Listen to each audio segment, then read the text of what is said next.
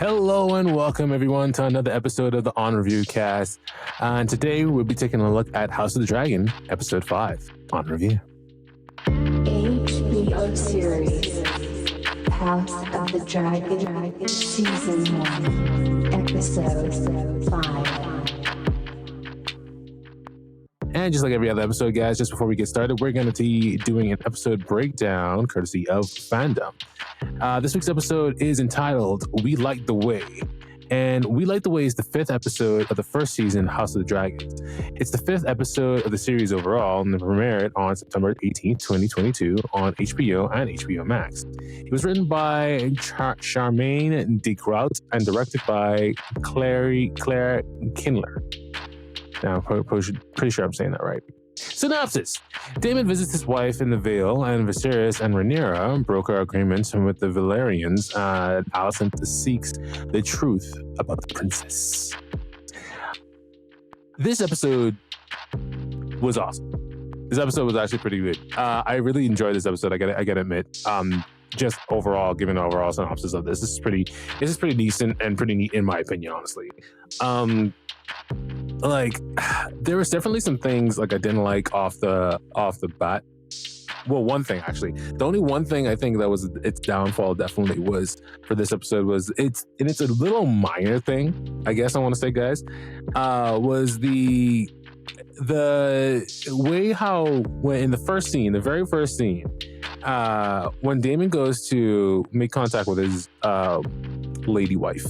It's just so weird. I think. I don't know. I think I talked about this a little bit before. Like, why do they call them lady wives? Like, lady wife. Like, you have a man wife? Like, I guess like we have to make it clear that she's a lady. Or I guess like back in the day, maybe it was like a lady has like a certain maybe virtue or like status, I suppose. I don't know, to be considered a lady of the court, a lady of the night. I don't know. Maybe a lady means that of the court or of a certain high royalty in the family, in the family of whatnot. That's probably what it means. Yes, English people, English. Okay, no. I didn't like how in that first scene, like when he goes to approach her and he's up to something nefarious, right? And we could see when he's in this cloak or whatever it is, in his attempts to still, gain power, go for the Iron Throne, he approaches his wife. And in that sequence, the horse that she's on, he backs away from the horse backs away from him a little bit as he starts to approach and they continue their conversation. Something that was weird was like, it's just, I guess, the way that it was cut in terms of like when he threw off the horse. It was just a little weird, right? Like how at least to me, it was definitely like a little weird how she was actually kicked off of it, because like it was kind of like there was too many cuts. That's what it was. It was too many cuts. And definitely, guys, let me know if you agree. I wholeheartedly think that was the case here for sure. Like I don't know why they chose to shoot it that way, but definitely. I feel like that sequence could have been better. And I know, again, like in the I understand, like in the whole I want to say in the whole sequence of things and actually shooting things and actually getting things correct. I'm not a cinematographer. I'm not a by any means in the profession or have been in the profession of like shooting for anything, but I just thought that like the basic fact I was okay. The reason that I assumed that it was shot that way and it looks kind of awkward is that they didn't want to harm the horse, I thought, the actress. If it's too many cuts in a actual thing, it makes it look a little bit like jarring to like the audience, I feel like, in my opinion anyway. I don't know. Let me know what you guys think. That just I think was a bit. They could have found a better way to execute it. The actual way that they go about the actual way that they go about the implication that Damon has now kind of like murdered her, though, and they do like the cutaway, ironically, to the boat where they're on traveling to see Lenor, the husband to be from Rhaenyra. That was actually that was actually okay. That was actually okay. I didn't mind that because it was like essentially like all implied there that she was indeed murdered by Damon, who was holding a rock as they cut away. Like that was okay, but the whole falling on how they made her fall off the horse. I don't expect her to like fall, the horse to actually be, on top of her, and the horse that maybe, because the horse was laying down at the end of it. But I didn't expect to actually see the horse falling on her, but a lot of cuts. Anyway, on with the breakdown, the review of the episode. It's Rhaenyra is going to go and see Sir Lenor, and along with her father, and right when they kind of like arrive, actually before they arrive, how should we talk about this? Okay, yeah, something I want to talk about first. Yeah, sorry guys. Let's talk about like the conversation that Otto Hightower. Let's talk about the conversation that Otto Hightower has along with his Alicent, who I feel honestly at the end of the day bears so much responsibility for everything that has happened and that will happen within this story so far. Because honestly, what the fuck? I mean, I just mean because when I really started to think about it, right? If Otto Hightower wasn't involved and wasn't trying to usurp and ascend to put his family's name on the Iron Throne and usurp the position of the Iron Throne, and Alicent was never involved with the king at all, how likely everything would have probably seemed to have worked out if you think about it. It wouldn't have been the biggest of deals, really, right? It wouldn't have been the biggest of challenges, I wanted to say, for Rhaenyra and this guy to just basically be married, and the king probably would have fucked off and not have a wife. I think the main issues come into play is why does the king need to have a wife? Because Alicent being put into the throes of essentially danger is all her father's doing. She's just paying the price of being a pawn, and she's playing it she's playing it the best way that she knows how. Because Otto is now getting thrown out of the king. He's getting thrown out of the inner circle and leaving Alicent basically there alone to fend for herself in this fucked up situation that he actually put her in my opinion. So not even my opinion. That's just facts. Facts. And he goes there and he basically tells her that, okay, hey, you are one day Rhaenyra is gonna come after you, and you either pray for her mercy, you cling and you stay close to her and you pray for her mercy, or you act now and try to get Aegon on the throne as quickly as possible. This is a fact. This is what's going to happen. And it's so fucked up that he is planting these seeds of essentially villainy. Do you know what I mean? Within his daughter's mind. It's so sad. Because realistically, I think he's a driving factor that causes a lot of shit to go down that didn't necessarily need to go down, and causing this huge rift within this kind of family, if I'm being honest.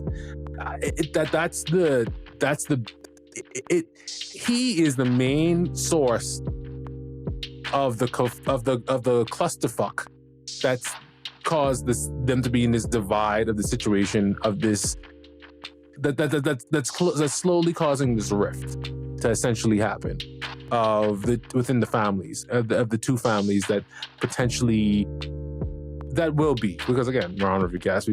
We've seen it. Spoiler alert. But yeah, he is the main driving force, and I'm just now seeing this on review, so it's the second time watching it. He is the main factor that causes all this shit to happen, because if he didn't involve Alicent with the king at all, those two would have gotten married, like I said, and it would have been fine. It essentially would have been fine. But yeah, she's now left there to defend herself, and at the possible prospects of her daughter, or her son, and her future sons, children, potentially being murdered by Rhaenyra because she wants to secure her position on the throne. And we just see through this episode how the seeds of doubt and concern and of like paranoia starts to build because of all of these other characters basically pushing influence and information into her ear. Like, I forget his name. The guy with the twisted foot. Man, I'm slipping on his name. But that guy basically put inside of his head, put inside of her head that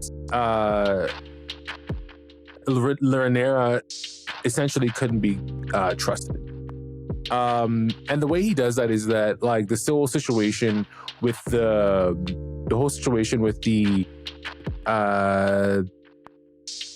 tea that he presented to her, that sowed so much doubt and so much that weakened the trust for sure within the relationship that is Rhaenyra and Alicent.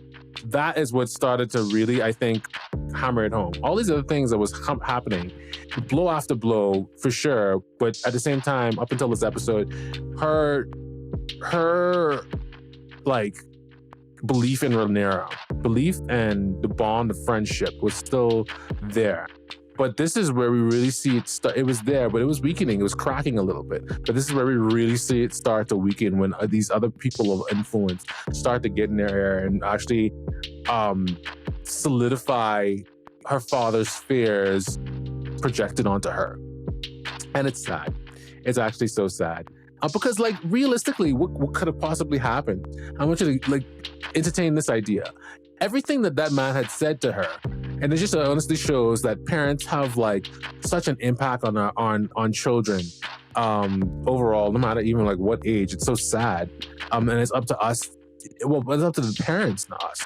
It's up to parents in general to, like, how important it is to ensure that they have a proper influence on their children in general, or have a good demeanor and want the best for their children. Because at any point in life, of age, adulthood, or a very young age, they can have a really serious impact on the choices that they make going forward.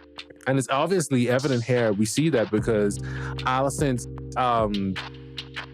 here's this possible reality of her father saying that, Rhaenyra is going to come after your children and basically kill them, and etc. And then it's piled on top of other people's beliefs. But what if he had said, right? What if he had been like, you should talk to Rhaenyra. He did say cling to her mercy, but, like, talk to Rhaenyra, be close with her, because that's a possible outcome.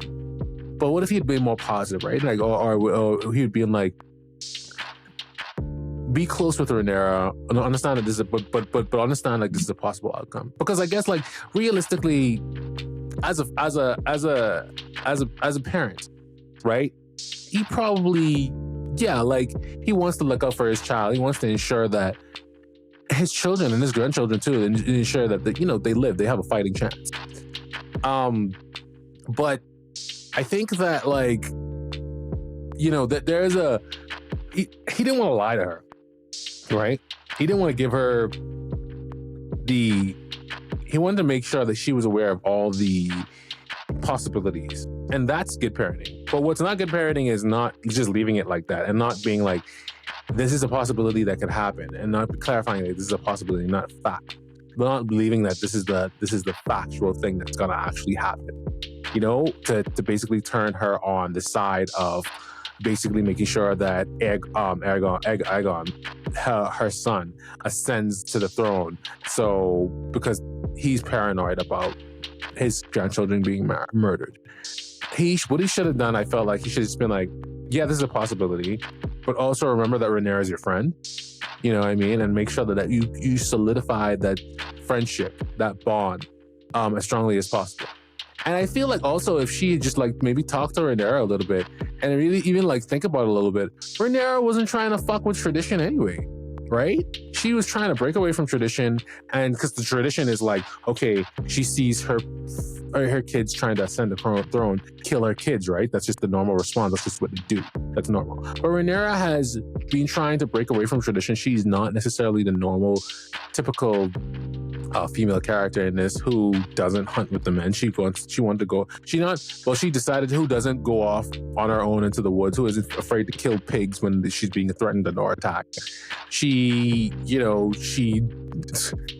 banging knights. She just bangs Sir Kristen Cole because she fucking wanted to. You know what I mean? And because because she just fucking wanted to. Yeah, Damon left her like in the previous episode. We said like Damon left her, pants down and pussy wet. But it's essentially because she wanted to, and she has been the full reason that she went out on the Silk Road or whatever it is with Damon was because she was looking for something that like was adventure. She was young and she was just wanted to like. My point is that she just wanted to be her. She is not the traditional kind of character. She isn't looking to, continue tradition. Even within this episode, we kind of see it too with Sir Laenor and how she even proposes like, hey, you do your thing, I do my thing. We're just doing our duty for the crown, in being married to one another. So if she had just talked to Alicent, sorry, and being like, hey, like, yo, like, I mean, I know it's crazy to think that we would ever be in a position where it's like, yeah, we need to kill one another or etc. to usurp the throne. But we're both, family, literally in so many ways now that, you're fucking her dad, basically.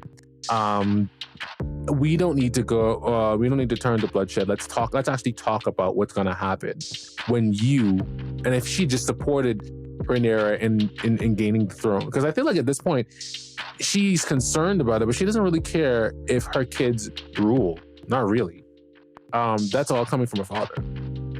But yeah, anyway, getting back to the talk that I wanted to, what I kind of started talking about earlier on the situation of them actually going to see Sir Laenor,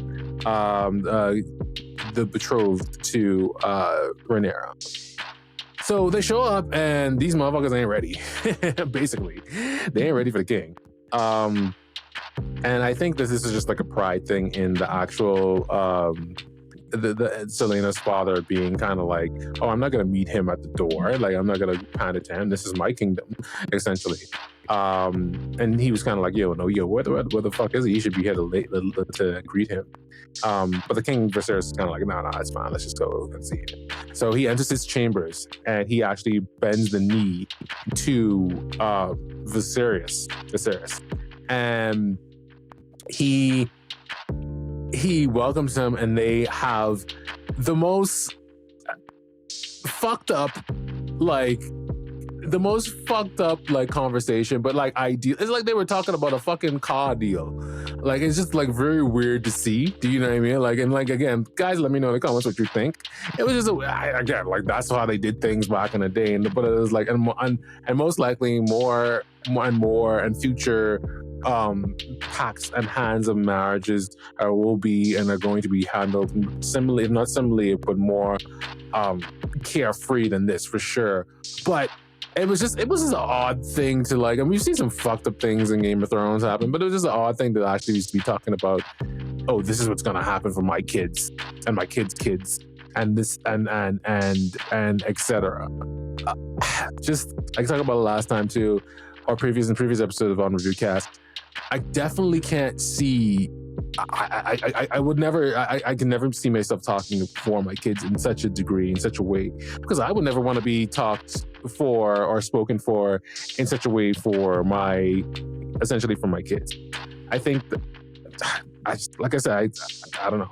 It's just, it's not something that I could ever do, realistically, for my children. It was just like kind of a jarring kind of scene to actually kind of see. But I want to actually talk about the deal itself. The deal was basically for Rhaenyra and Laenor to get married and to secure the thing. That's what Viserys' first negotiation was. But the Laenor's father wanted to negotiate and say, like, well, what if the house was they carried the name Valerian when they got married instead of Targaryen, and the king was almost kind of like offended by this. He was like, well, what, wait a minute. You want to end the reign of throne? And he's just like, no, I just want clarity.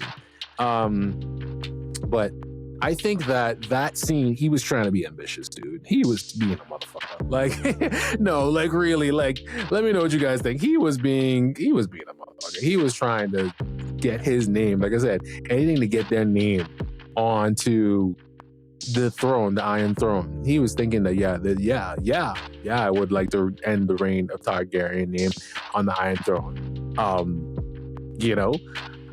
But like, Viserys wasn't down with that. So he's like, no, like he's like, okay, well, when they're married, they'll hold the name Valerian. But when I die and they ascend to the Iron Throne, they will hold the name Targaryen. And again, just barbaric kind of things. I can't believe like people used to do this back in the day. Like the name, and even today, I guess a name is important. I'll give you guys that. A name is important, and a name of titles are important. I'm not saying that titles aren't important.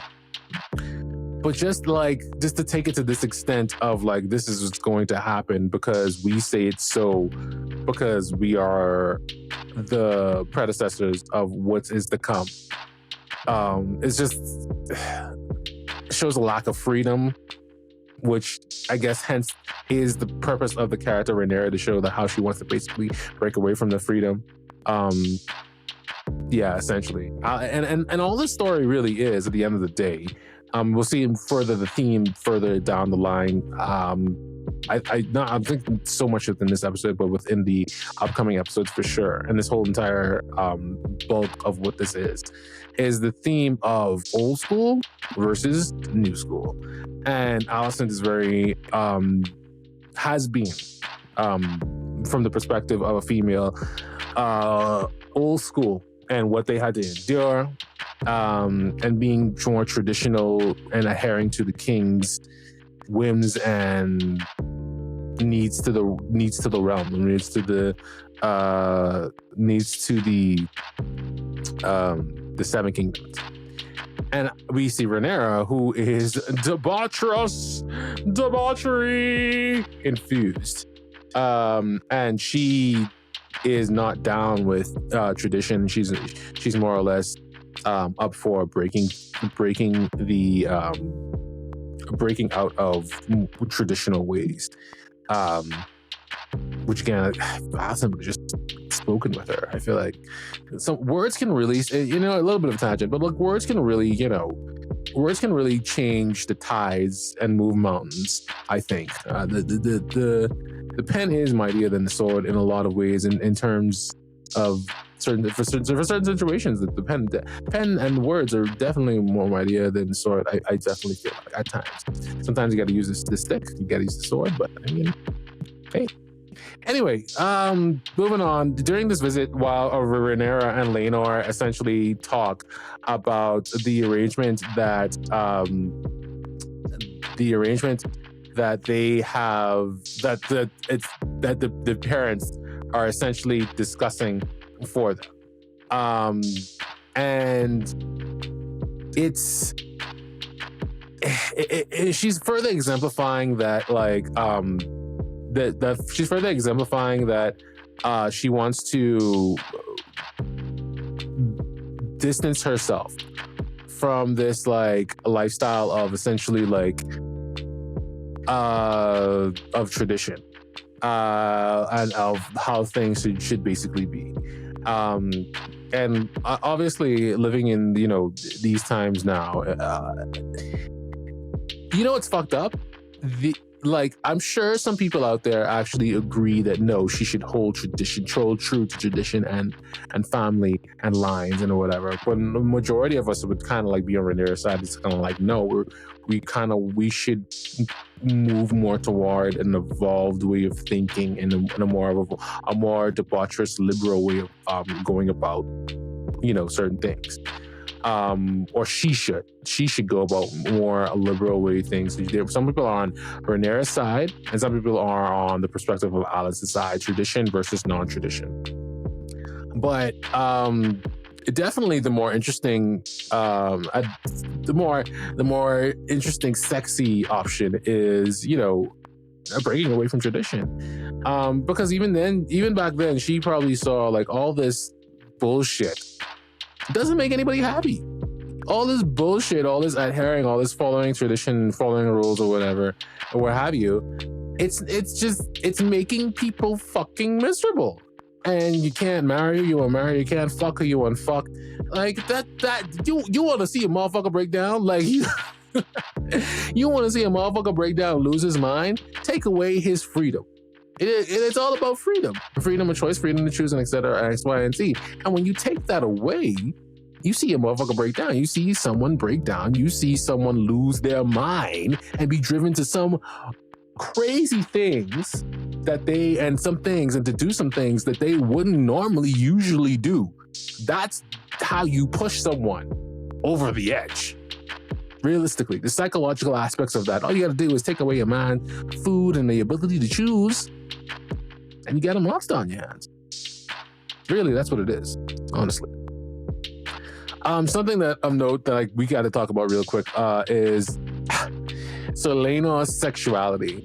So the way how Rhaenyra kind of actually gets him to kind of be cool and go along with the whole idea of like, you do what you want, I do what I want kind of thing, is that she somehow and this is kind of weird. Let me know what you guys think.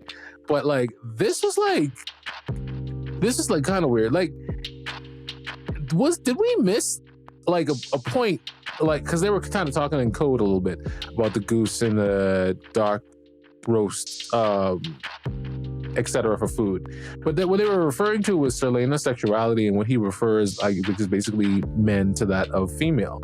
And I think she just knew like that he was gay from like growing up, and maybe like growing up around him, which is again this whole incest thing of like, yeah, let's marry our two cousins, or let's marry our kids because we're cousins or whatever. It's fucked up, by the way, but anyway, that's how it was back then.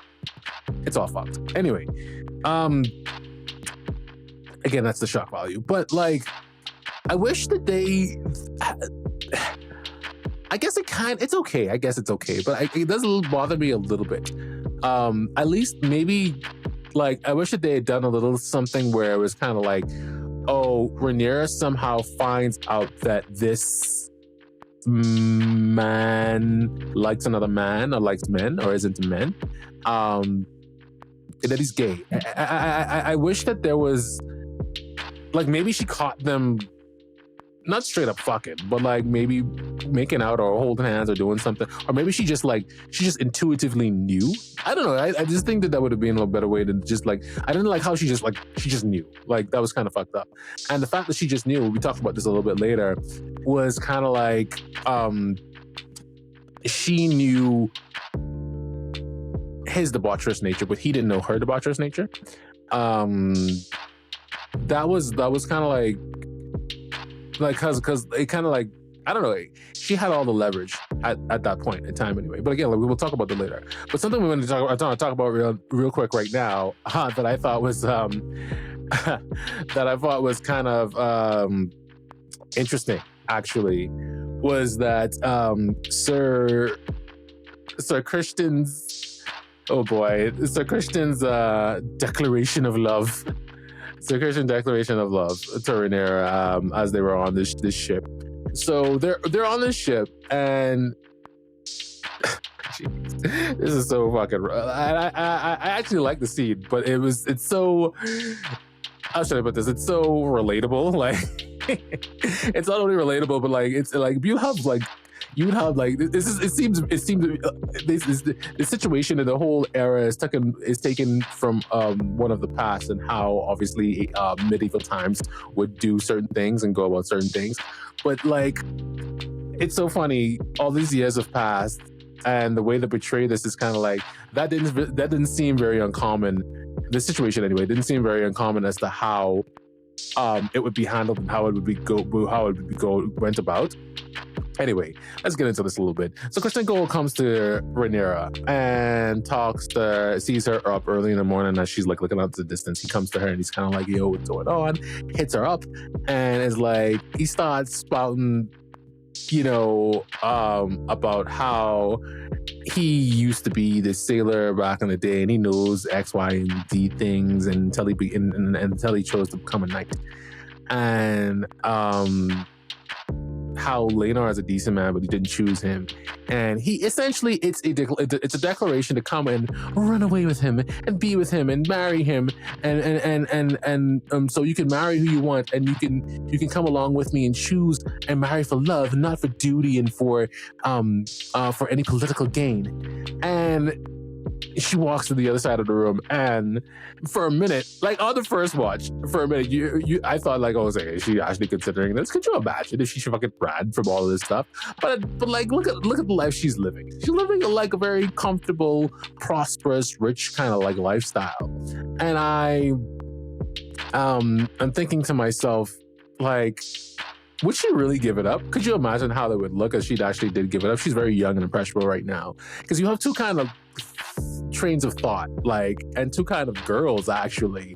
There's the girl that would just be like so head over heels for the guy, this guy who she just like gave her virginity to and like all this other stuff. And then there's the girl that would just be like, and who you find out who she actually. I don't think it was really about this, but like in my head it was kind of like, Canada's kind of like, no, like no, like you want me to leave you who don't have any who don't have you want me to leave you here, you will leave this, you will leave all this. I'm a fucking princess, you will leave all this money and all these dragons and all this power for you, for a sword and some for a boat, really, for love? No, I need that money, honey. That's the vibe that I guess essentially get. And the beauty in this is like, the game is the game. You could see this happening in like medieval times and like now. That shit happens like now. And it's just like, I've been there. I've been on the other side of that, like where I've dated girls that's like way out of my league, and like girls who like have like got a little bit more money than I do for sure. And they've kind of been like, well, you know, he's got more money, so I'm choosing him. And like, the game is a game. But anyway, he starts to propose this like issue of marriage, and I just like the fact that they added that in there, because it made it feel so real. Anyway, and they didn't have to do any kind of special effects or dragons or anything, but it felt real. So that was cool. Rhaenyra, you thinking Rhaenyra is going to entertain this idea, but she does not, right? I mean, shout outs to those ladies out there. Let me know, did Rhaenyra make a right choice in not choosing Sir Christian Cole's proposal of potentially going off to fuck about and marriage? And choosing the money? Is she right in choosing the money and the power rather than marrying for love, or going out for marrying for love and running away with him? Or did she make the right choice, or did she make the wrong choice in terms of that? Let me know in the comments below, ladies. I want to know your perspective specifically on this. And then the men too, let me know your comments too. But I mean, I asked ladies because like they have like a more, I'm pretty sure girls have been like in this situation, is like, ooh, he's fine, but the money though. Ooh, he's fine, but the money though. Yeah, for sure. I have no doubt in my mind that that they have been there at some more or less the common female has been there once or twice, in her lifetime.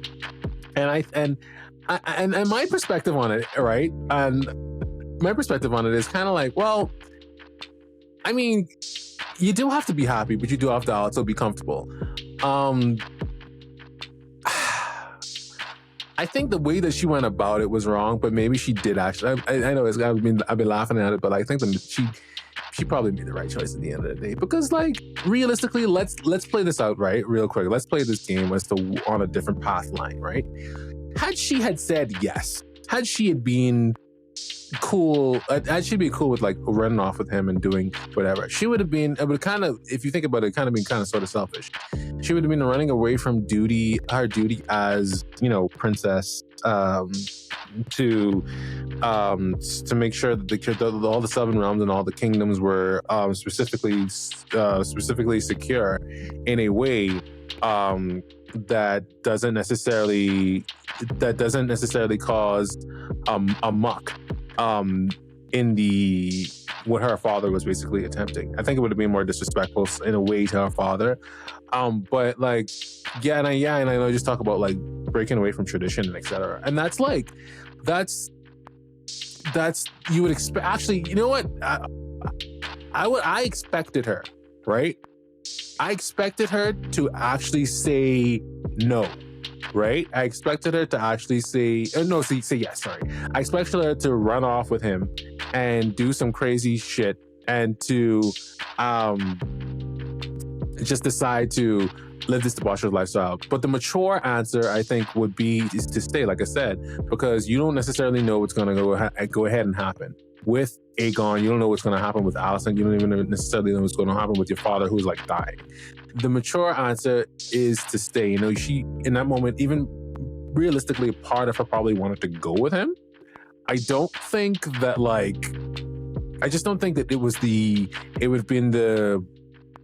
that wasn't the mature choice. That wasn't the mature or the correct answer to give him to say yes, let's go with him. So I think at the end of the day, she made the right choice. Now, the way how she handled it, the way how she went about doing it and saying that like I am the crown and etc., she did her best to lay him down. But at the fact that either way, it was going to be messy. He didn't take it well. But I think that the fact that how she could have chosen her words a little bit more, less princess-like. She was kind of like, oh, I am the crown. I cannot run away from my duties and like X, Y, and Z. And he took it as like, oh, so I'm to be your whore, essentially. And it's like, well, she didn't say that, Christian Cole. Damn. Like, but like I said, like I think she made the right choice. I think she made the right choice here. Like, there was, because again, let's play this role of like, had she said yes and they ran away with one another, right? They ran away with one another. What would have happened, right? She would have given up that power. You don't know what's going on with Alicent. What if Alicent's sons had all died in some kind of tragic thing? Or what if Alicent herself was murdered, and what if the king was murdered? What if Alicent was murdered and all of her babies or descendants or whatever it is was murdered too? It would be left up to her, and to not be responsible and just run away from that wouldn't be the mature choice, right? The kingdom would have just been left, without a ruler, or some random motherfucker would just come there and just like taking the throne. She has a responsibility, like I said. And then also, had they had caught them running, right? How he explains it, he's already broken his vow of chastity and all this other shit. He didn't take it very well. He did not take it very well. And all these vows and etc. that he broke for her because he was so devoted to her, and how he thought he could essentially fix this by marrying her. Had they had caught him, they would have killed his ass, caught him cheating, caught him with her on the run.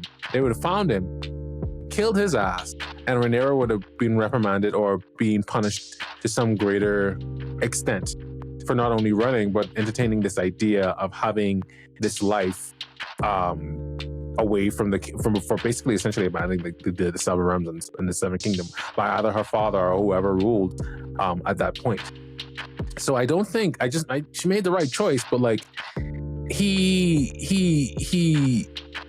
obviously didn't take it well, but I don't know. I think he was, what did the guy in the episode say? He was pussy smacked or something? He was cunt smacked or something? I don't know. Whatever it was.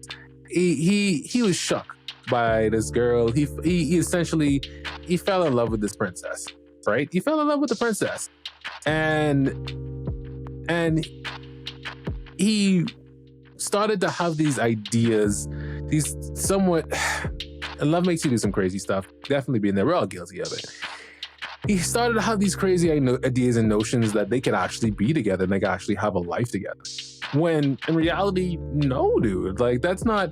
There's no scenario where that ends up well, or for either of them. Or and like how she says, it's essentially true. It sounds kind of corny at the time, but like the realm is bigger than them. Like the position and the things that she has to go through. The responsibility that she has to the realm is bigger than just, essentially their love. And she was trying to make it work with him by trying to get him to see that and understand that, but he wasn't really. And I mean, it's easy to say in this day and age that no, she should have just ran off with him and married for love. But back then, when things were so chaotic and things were it was the medieval times. I don't think, like I said, I don't think that would have been the right option.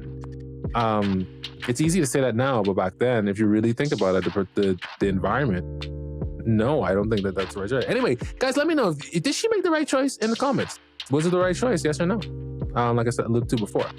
So we move on to the next situation where so Christian actually goes to talk with her,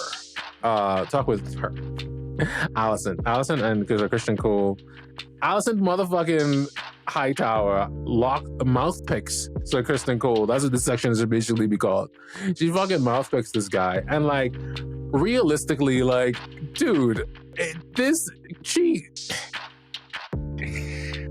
is when we start to see the alliance. Is her Allison's assembling her troops, so to speak, and forming alliances, and this is what definitely turned the tide and swayed her in her understanding of the kind of person I think Rhaenyra truly is. So Allison requests Sir Kristen Cole's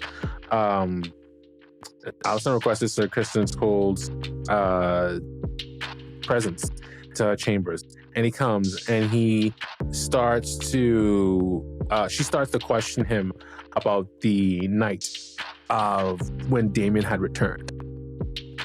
And I'm thinking to myself, oh man, you better shut the fuck up. Like this is on the first watch. First and second watch for sure. I was kind of like, oh man, if you just keep quiet, you might live. Like if you don't say anything, and apparently you're breaking all these vows to the kingdoms, the seven kingdoms and all this other stuff. You're not supposed to have a chastity.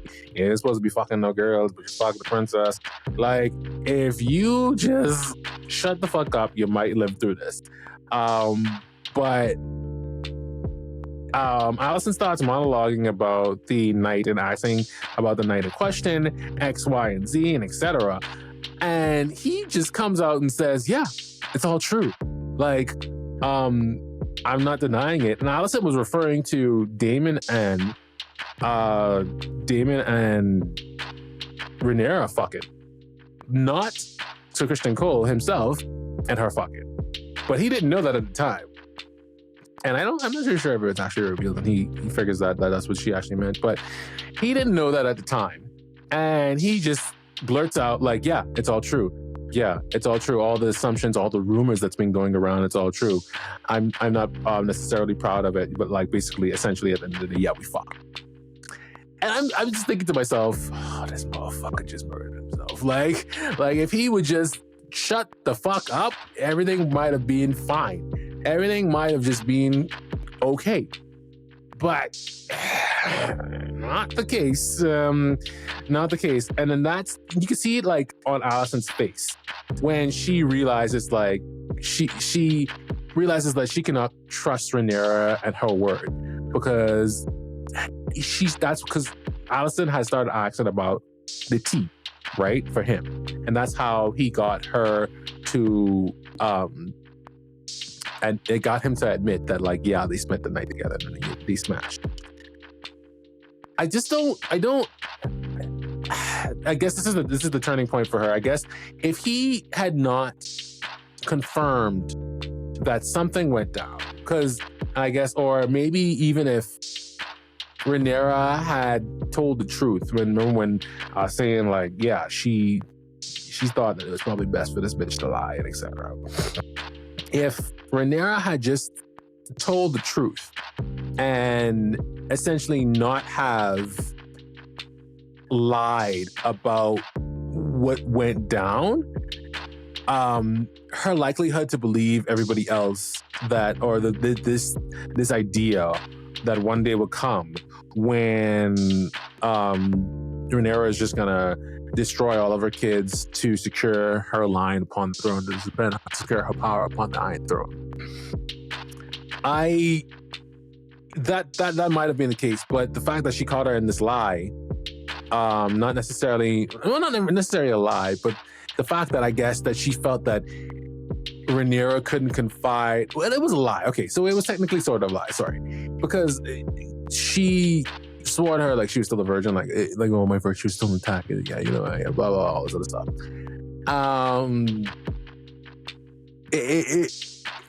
I guess she lied about that, but she didn't. I think maybe she confided in her that, like, yeah, Christian Cole and I were involved, but like, you must keep it secret. You must keep it secret away from my father. Like, if she had done that, the likelihood of her trusting Rhaenyra a little bit more, and not believing that lie that one day, that dreaded day would come, might be more realistic to her. But at the same time, that situation was so fucked, so all over the place. Rhaenyra panicked and she lied, and that simple lie I think was the catalyst that caused a whole cataclysm of continuous things to happen. Yeah, I want to talk about the king real quick. So let's switch gears to the king. So we switch scenes to the king. We see the king actually talking to the new hand. That's that guy who actually suggested that Sir Laenor marry Rhaenyra in the first place. And this guy seems like to be up and up. He seems to be very straightforward about, you know, what's going on. But the king he's degrading. Remember back in the day, in the last week's episode, we talked about essentially the fact that how his body is slowly degrading over time. It's rotting. It's beginning to rot over time, and he is slowly breaking down with the 2 fingers. Now the rot has now progressed up to his arms, and it's slowly eating away at his flesh, and you can actually see it. And he knows himself that he doesn't have very long to living in this plane of existence. Obviously, to put things mildly, he knows that he doesn't have much time left. And he's wondering, like, you know, questioning his life and everything that he's done. And it's understandable. It's understandable, and it's like, it's understandable and also relatable, I guess. You started to wonder, like, I guess for me, for sure, I started to wonder about myself. It's like, have I tested myself, you know, enough? Have I been tested? What would they say, you know, when I pass? Have I made enough accomplishments? And definitely makes you question these ideas of essentially life in general and the things that we've accomplished and done in life. Again, it's still the same. The game is still the game, even from the medieval centuries. Like, there's a lot of people like look behind, like, what will they be leaving behind as they pass on from this world, right? What will be left for them, or left for their children? What will be their mark on this earth? Some really philosophical stuff. And that's just foreshadowing his death. And Man, I will say that at this point on the first watch, I thought that the king's days were numbered very closely. Very, very closely. And I thought that actually he wasn't going to make it through the wedding or to the wedding at this point. I thought that he was done. He was going to be, it's going to be like, I was writing into my head, I was like, this is exactly what's going to happen. They're going to get married and he's going to die, or he's going to die right before the wedding and everything's going to get fucked up. But at the end of this episode, skipping ahead just a little bit, we see the king is alive and he isn't quite dead yet. This is just it actually brings me to a thought, really. And let me know what you guys think about this. What if the king had died? What if he had died, like right there and then, right? Would that have alleviated a lot of tension within the kingdom? Because Aegon, I guess what would have happened with was that Alicent would have asserted the throne because she's queen now. She's still queen, or actually maybe Rhaenyra would have, and Rhaenyra would have just become queen automatically. And even though Aegon is born, but Viserys has said that yes, Rhaenyra is it. Rhaenyra is the next to succeed. She's the succession. Knowing what we know in the future, let me know if you guys feel that would have just alleviated everything. I think there would have still been some conflict and some things to work out between people. And again, because stuff definitely going to be solved with just talking. But if anything, that's a lesson there. That's the big lesson. But let me know what you guys think, how that story would have gone. I think it was better that what happened. But anyway, let's proceed on. So it's time for the wedding. Yay! Well, pre-wedding. You know, all these fancy types, they have to have a wedding before the wedding, or they have to have a feast before the wedding because they can afford it, because they're worth it. That's what it is, because they're worth it.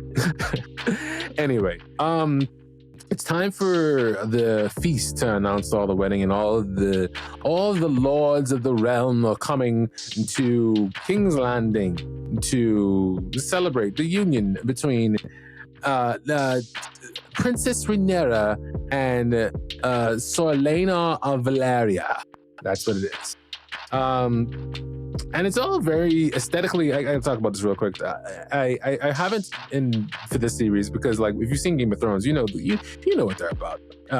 Aesthetically, they are usually really on point with Game of Thrones and etc. But obviously, this is a very fancy kind of banquet situation that they are getting ready to indulge in. And this whole sequence of events, for sure, some shit goes down. And we're definitely going to talk about it, I think, in detail.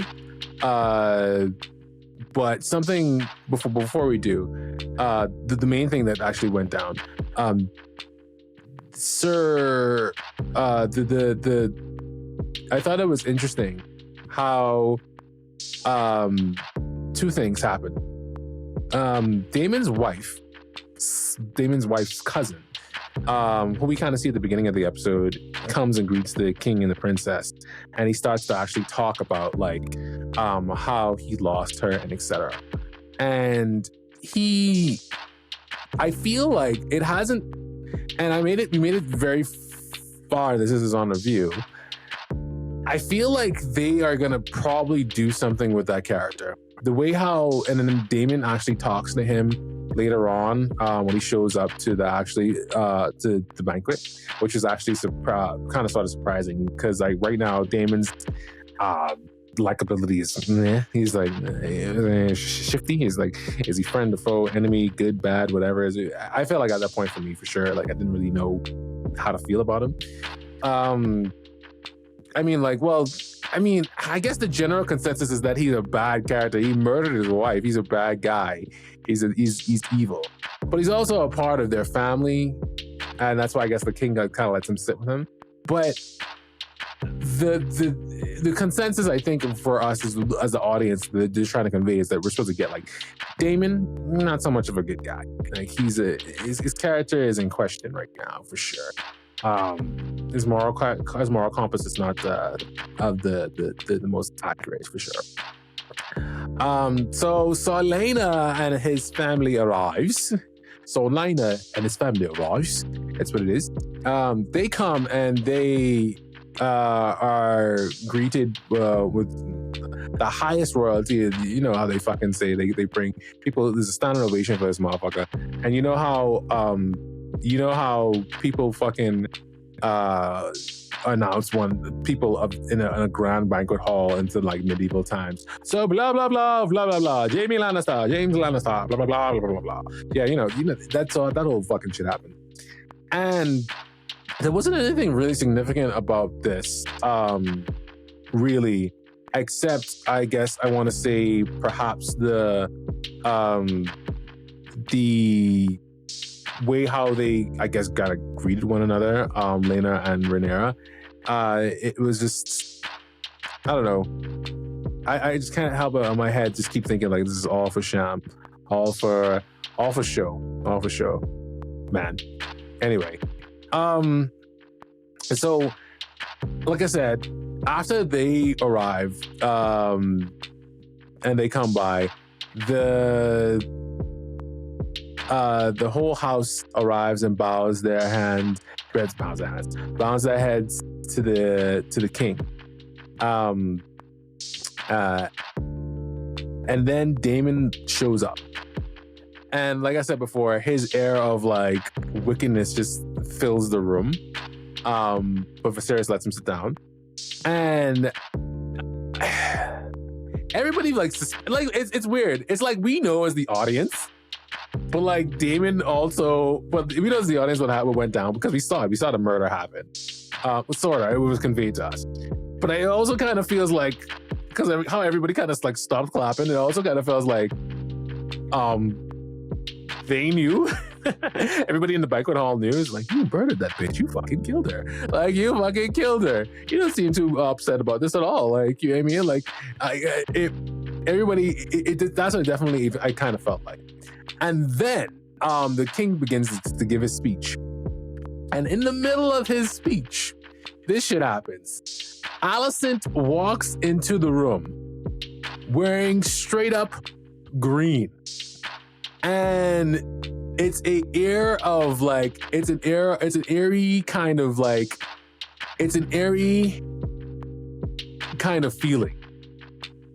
And that's when I initially thought to myself, like, what if she wasn't there? Is Alicent and her, well, Otto Hightower put this all into play many years ago when he was basically pimping his daughter out. He's like, yeah, you can go ahead and fuck my daughter, blah, blah, blah, and get married to her and all this other stuff. He started this, really. And I can't help but notice the tone and the mood all changed when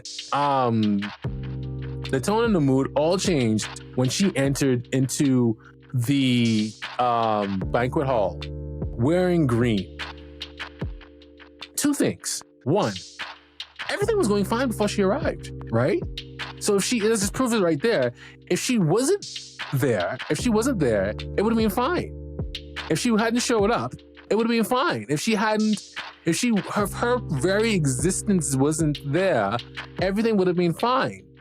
And it brings me back to the question of why didn't they suggest Sir Laenor for Rhaenyra earlier?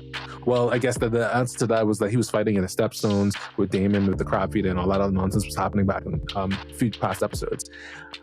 But I mean, they still should have probably considered it. And if he'd considered it, like I said, talking about earlier before, if he considered it a little bit more closely, Alicent's existence along with Aegon would not have even been a factor. And then he would just renamed Rhaenyra the Succession.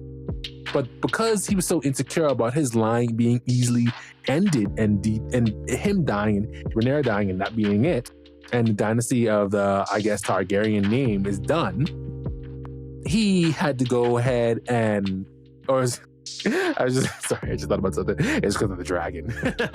Because he needed to impregnate this person just because the dragon told him to. Oh God, anyway. That caused causing the whole unnecessary and involving people who doesn't need to necessarily be involved, like Alicent and like these children born to Alicent because of him. A conflict that is very, very unnecessary. That could have been avoided, and that's very, very messy right now, and definitely 110% could have been avoided.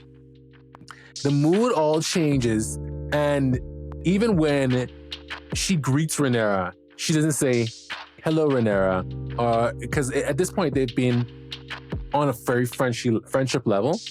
They've been on an okay level. But once she found out that she'd been lied to, that's when their friendship and their trust basically broke. And you see that when she says, "Hello, stepdaughter." Not hello, friend, or hello, or a greeting, or whatever it is. But the fact that she's wearing this green, and the comment is made about the green light tower, signifies war. She's 110% there, making a statement saying that I'm here to fight. I'm here for my place on the throne, to fight for my children, and to fight for my name on the throne. And I will fight against you, Rhaenyra, by wearing that and saying, "Stepdaughter." And it's felt. It's definitely felt. They did that very well, in my opinion. They did that so good. It's very good. It's very good the way that they do that. For sure, and 100%. But yeah. And Rhaenyra doesn't really, like, it's funny because like Rhaenyra's reaction is like, well, okay then, like, because she doesn't know that she knows. She doesn't know that she knows that Sir Kristen and her basically fucked. She doesn't know, and she's kind of like, well, I don't know what that was all about, but I mean, yeah, let's just get on with the banquet and etc. And the banquet goes on, and the king continues on with his speech, but like, it doesn't last for long, for sure.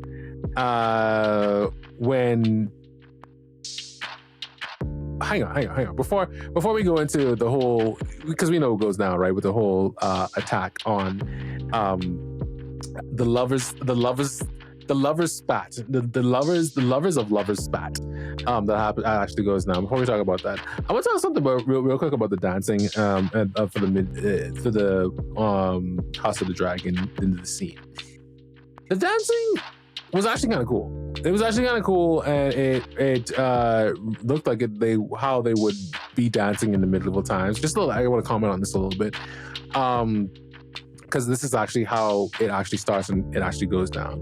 A very odd dancing moves by Rhaenyra and Laenor, but that's, I guess, essentially how they dance. And the dance was very similar to that of, I don't know if any of you have seen like the Vampire Diaries. We mentioned it in the other show that we reviewed a little while back. We've seen the Vampire Diaries. Stefan and Damon both dance with Elena, and they dance with her in a very similar kind of way. Only could assume that this is the way that, like, I guess European people used to dance at these fancy balls and etc. And then everybody fucking joins in and they start dancing all about. And it's just, I found it like very, it's something that I started to think about, like, on a very like general level. Again, contrasting even like today's standards of what a feast would be in celebrations of a marriage to that of what it was probably back then. Because again, like, this is very believable. This looks like how it would probably go. We as humans, I mean, for whatever reason, always feel the need to like do choreography, to dance, to come up with some kind of this tradition of dancing, music, and feasting goes way back to these times, and probably even before these medieval times as well. Yeah, and it's just something interesting that I found, that we still dancing. That's still happening today. We still dancing, we still eating, we still feasting. This is the way that we do things and celebrate. It's a very systematic, like, celebration. These are the rules of celebration, kind of things that we need to have: music, feasts, and people and dancing. Just a short little tangent there that went off of my mind. Anyway, speeding ahead a little bit. Like I said, that conversation happens between Damon and the cousin to his late wife. I'm wondering. I'm wondering if they're gonna probably bring her back. Not bring her back, but bring him back and have that story have some kind of resolution to some certain degree, if anything. So this dancing occurs, and Damon starts to somewhat flirt with Lena's sister. And I'm thinking to myself, like, yeah, that's a thing that might happen for him to try to attempt to, I don't know what he's going to try to attempt, but that's what he's going to try to essentially venture onto next, to get into this family that it will soon be royalty and closer to the Iron Throne, of him basically hooking up with them. And we all thought it. We all see that one. I didn't ask you guys about that one. We saw like that was essentially what was going down. That's essentially what was going to happen. And then the conversation happens between Sir Christian, Lenore and Lenore's lover, the guy that he was in love with, apparently. And they started to talk about how he was cunt smacked. Sir Christian goes cunt smacked, and he somehow figured it out. Again, I didn't really quite like that though. Why? Like, how do these people know these things? Like, is it just like, I don't know. Like, something should have happened that should have triggered him to kind of be like, I mean, I guess he was kind of like looking at him across, like Sir Christian was kind of like looking at her across the room and like watching her. But at the same time, he is just a knight. That's what he was supposed to be doing. That's his job. Like, something I just wish like maybe like a little slip up or something that should have happened between Rhaenyra and Sir Christian Cole for him. But at this point they were fighting, right? But some kind of slip up or something should have happened to indicate, to give us the audience to know that he knows that it is Sir Christian Cole that Rhaenyra has had this debaucherous intimate moment with. And like I just thought, like, again, like I just thought it was kind of weird. Now, something I want to comment on real quick about that. When he found out, Sir Christian, Lena's lover went up to Sir Christian Cole and started talking about, oh, like, I know your secret that you banged the princess, or you've been banging the princess and all that sort of stuff. Why the fuck did you have to go and talk to him about that? I think he was overreaching, and it was swiftly met with the results of what it was met with. But why in the fuck did he have to go and talk to him in the first place? And basically, he was overreaching. He shouldn't have. Okay, that these two are together and doing this or whatever it is, and it has nothing essentially to do with you. He was putting himself in danger by doing that. I think that was very, very stupid of him. And essentially, it leads to what happens next. So these people are dancing, they're dancing their boots off. And then Damon, this is kind of weird too. I gotta mention this. Damon starts talking to Rhaenyra about how, if this is what she actually really wants, and etc. and X, Y, and Z. And Rhaenyra, being the fucking bitch that she is, really is trying to fucking say like, oh yeah, come take me away then just gonna come steal me. You have the means to do so and all this other stuff. But they're talking in like that language, I forget what it's called, but they're talking in that language so no one can really understand. They're talking in Targaryen so no one can really understand what they're actually saying. And the king actually sees this, and he sees him do some really fucked up weird stuff, like cuffing her neck and all this other stuff. And it's just obviously like how it normally would. It sets off the alarms of those rumors that was essentially going around with them two fucking about. Now, out of nowhere, this mosh pit starts. They start thrashing. These motherfuckers start thrashing on the dance floor, and Rhaenyra is getting all thrashed about. On the first watch, I'm kind of like, oh shit, like the princess is gonna this is how it happens. Someone's getting fucked up. This is how it happens. This is how Rhaenyra actually like possibly potentially either dies or Laenor is gonna die and get murdered somehow. But we find out, or we cut back to Sir Criston Cole actually attacking Laenor's lover, the one who was talking to him previously a couple of minutes ago, like how I mentioned. And I can't help but think, on the first watch, but yep, see? This is what you get. Talking shit. Talking about things that you think you know about, but you don't even fucking know about. He didn't have to interact with them, and that's why he was ultimately attacked and murdered by Sir Criston Cole. Now, I'm not saying Sir Criston Cole was right in randomly attacking this motherfucker. And all the while this is happening, the king is not doing so well. But let's focus on one thing at a time. Sir Criston Cole did not have to attack this motherfucker, but I guess out of sheer panic and him knowing the secret that they banged, he felt the need to eliminate the threat, and he thought that he was a threat of it was the paranoia of finding out that he had, being with the princess. It was that sheer paranoia that sent him over the edge to bash the face in of Celaena's lover and murder him, and didn't have to die. It was a weird moment because it felt like everybody like looked around, was kind of like looking at him like he's this fucking monster.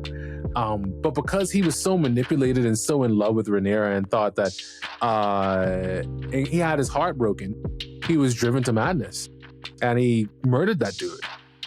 Didn't have to happen. Laenor is devastated that his lover, this man, is now dead. And he's crushed that this has happened. And everybody looks around and is looking around like, well, and it just kind of like leaves. And it's kind of like, well, that was like an unpleasant situation. Didn't have to die, didn't have to happen, 110% avoidable, in my opinion. So we pan to the end of we come to the episode, and the camera pans up and it shows the marriage between Sir Laenor and Rhaenyra happening. I guess they thought that, like, you know what, we should make this union we should make this union a done deal kind of thing as soon as possible, considering the danger that had just ensued, where Rhaenyra could have died and the kingdom would have been vulnerable and it would have just been like the end of the Targaryen line. They thought to move things along swiftly, and not a bad idea in my opinion. I mean, like that reaction was actually made sense. And Sir Criston Cole goes off with himself to thinking so devastated, so heartbroken over Rhaenyra, so damaged because of Rhaenyra, that he must take his own life. Okay, coming towards the end of the episode, I just want to interject here a little bit of a tangent. This is bullshit. Just a little bit of a tangent. Anybody out there that's in love and is having a hard time and listening to this, understand that it ain't worth your life to throw away your life over heartbreak. Not over heartbreak. Because I've definitely been there. I've definitely been on the other side of this. And I've been on both sides of it where, you have to let someone down or you've been let down. But it's not something, and to know that you've given up everything for this person. You've sacrificed everything for this person. You're willing to give up everything for this person. You're willing to do anything for this person, but they're not being receptive to it. I've been there, but it's not worth your life. It's not. 110% it's not worth your life. But it's the medieval times, and this is why he's doing this, yes. And it's theatrical and it's a show, yes. But I'm just saying, in general, that was not an appropriate response. That response was actually quite ridiculous. But luckily, the lady Alicent, Queen Alicent, finds him and actually stops him from actually doing so. And it's kind of led to believe that these two are going to be somewhat of a dynamic duo moving from this point forward.